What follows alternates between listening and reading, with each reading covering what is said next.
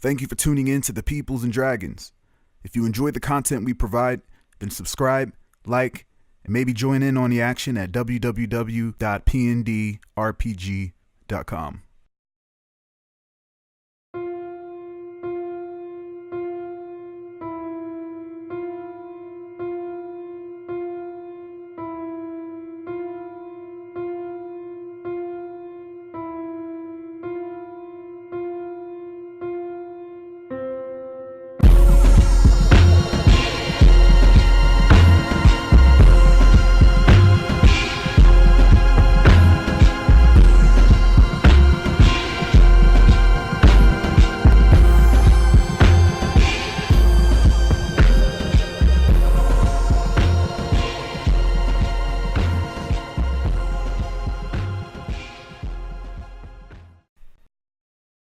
Haven City, an ugly city.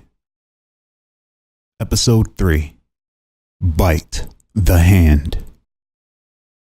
Present time, Monster Island, north of Raylagar.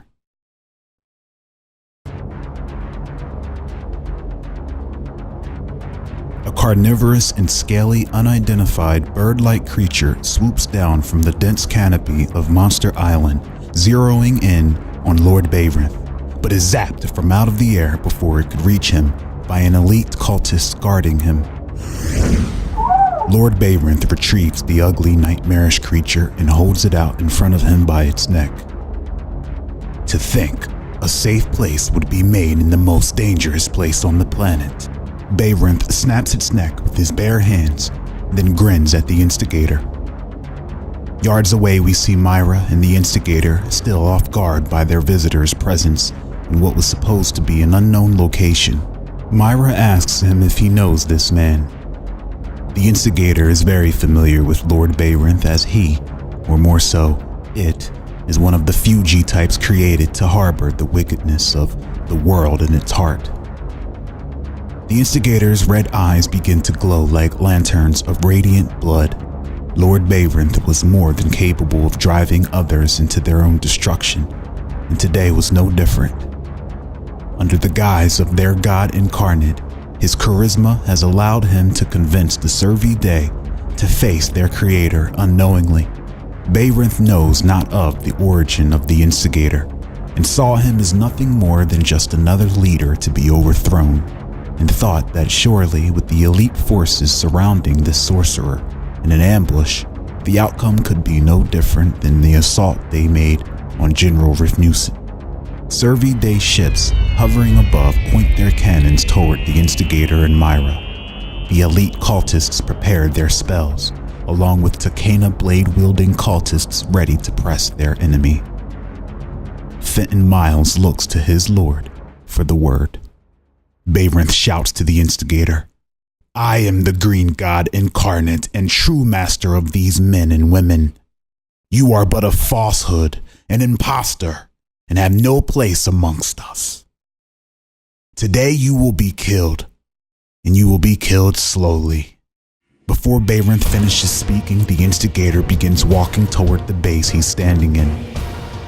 Bayrinth thinks to himself that this man is a brave one, and gives the signal. Servi Dei cultists begin blasting waves of Takena from their hands as the rest move in with their Takena-summoned blades. Instead of pressing forward with the Instigator, Myra uses this opportunity to leave him behind and darts back into his ship in an attempt to take off the island. The Instigator calmly walks forward as beams of Takena come crashing into his force field, barely leaving a scratch on it. Several Takena bladesmen come charging toward him, swinging away. The Instigator casts Disintegrate, completely destroying the legs of the cultists leading the charge, causing them to fall, tripping up the ones behind them. "You are my children." He then casts another horrific spell that causes their bodies to erupt and explode with virulent necrotic matter that wipes out all nearby cultists with ultra-acidic death matter. He then casts another horrific spell that causes their bodies to erupt and explode with virulent necrotic matter that wipes out all nearby cultists in a plume of necrotic acid. A group of cultists work together and summon a mass of Takena energy in the shape of a spear and prepare to hurl it at the Instigator.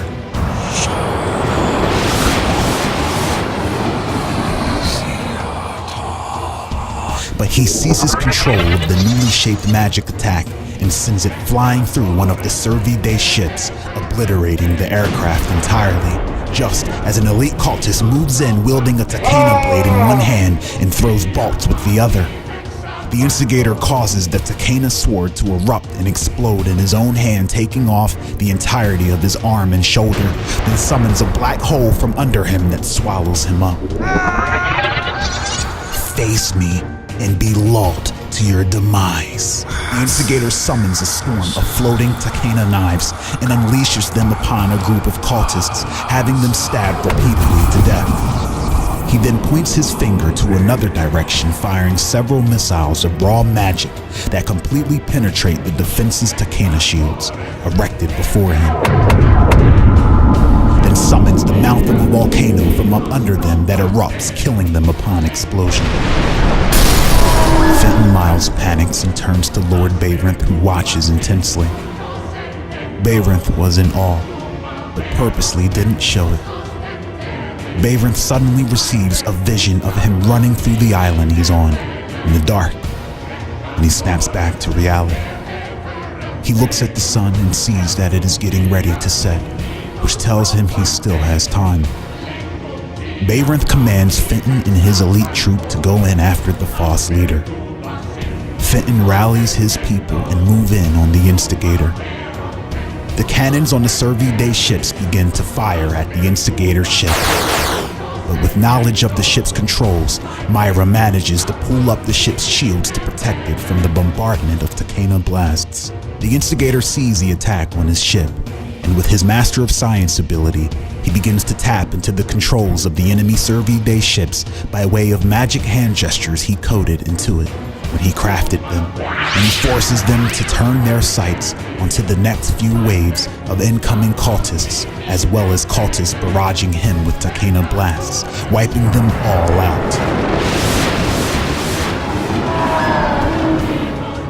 The cultist swings his two knives at the Instigator, and without even needing to dodge, the Instigator summons a gout of flame inside of the belly of the cultist, then causes him to implode, completely obliterating him. He then casts chain lightning that zips and ripples through a horde of cultists, roasting them to dust. The survivors who evaded the lightning are then subject to massive fissures that open up in the ground, created by the quake spell the Instigator casted simultaneously as the island swallows them whole and closes back up. The Instigator then has the ships point their cannons at each other and blow each other apart, destroying the remaining Servi Dei aircraft.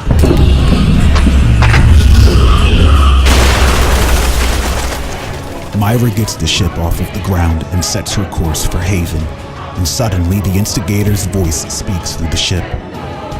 "You aren't going anywhere." And Myra is zapped with a blast of raw magic that sends her flying across the ship's deck, hitting the wall hard. Myra crawls back to her feet. She hears the entrances to the facilities within the ship lock and seal themselves. Even the buttons and controls are sealed and blocked off with a field of unidentified magic. We see the Instigator walking toward Bayrinth and his base in slow motion as the cultists are brutally massacred and outclassed by the Instigator's magic supremacy under a sky of raining ship debris that kills cultists on impact. Fenton Miles and 20 elite cultists stand in between the Instigator and Lord Bayrinth. The Instigator stops and gazes at all of them. Fenton steps forward. "You will dread this day, imposter."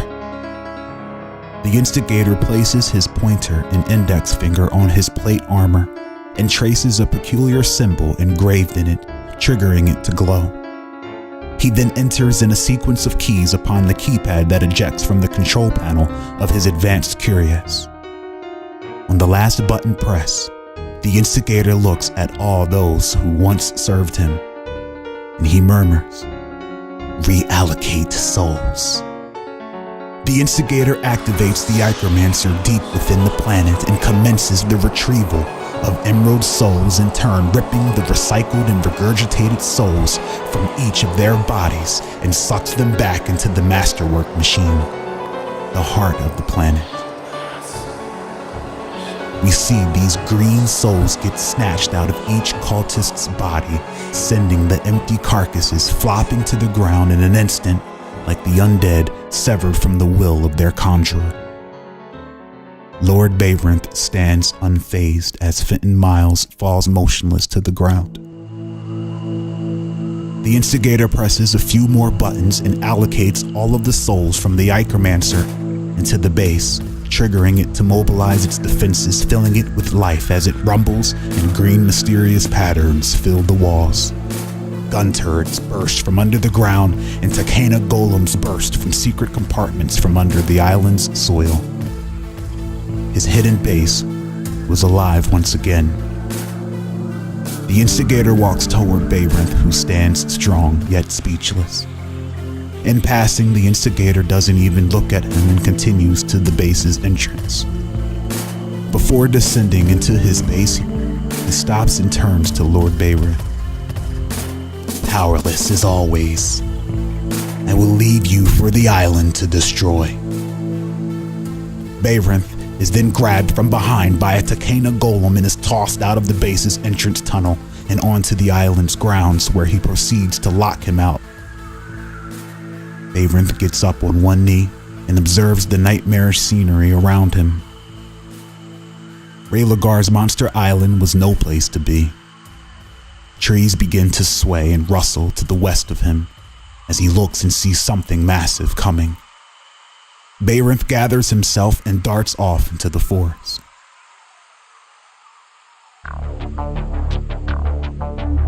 We see the Instigator walking through the corridors of his island base, dim lit by pulsating green light. He patches into his ship and begins speaking to Myra. Myra is alerted by the doorway to the ship swing open remotely. The Instigator informs her of his disappointment in her attempting to leave with his ship, and that she has one last chance to prove herself. Another jolt of magic ejects her from the ship, sending her flying to the ground below. The Instigator's voice bellows from the ship. "Tomorrow I am returning to Haven. Survive the night on the island and you will return there with me as my apprentice." The ship then suddenly begins to emit a loud shrieking screech that stirs the entire island's inhabitants, giving away its location. Myra jumps to her feet when she sees Bayrinth dart off into the jungle. Then she feels the ground shake from something approaching from the west. Myra too runs off into the jungle away from the ship's clearing to safety. We then see the Instigator arrive to a control console, and beside it, a small pool of water. The Instigator presses a few keys, pulls a few levers, which in turn causes the water to ripple and bubble. The Instigator is without his army of cultists, and truth be told, now that the tank experiment is ruined, and he is being pursued by pirates, he knows he needs protection. We watch him turn a dial from the word chaos to the word force. Suddenly, rising from out of the water yet again, we see a naked, night-skinned man. We zoom in on his eyes as they open, revealing its golden irises. Advocate was all the army the Instigator needed.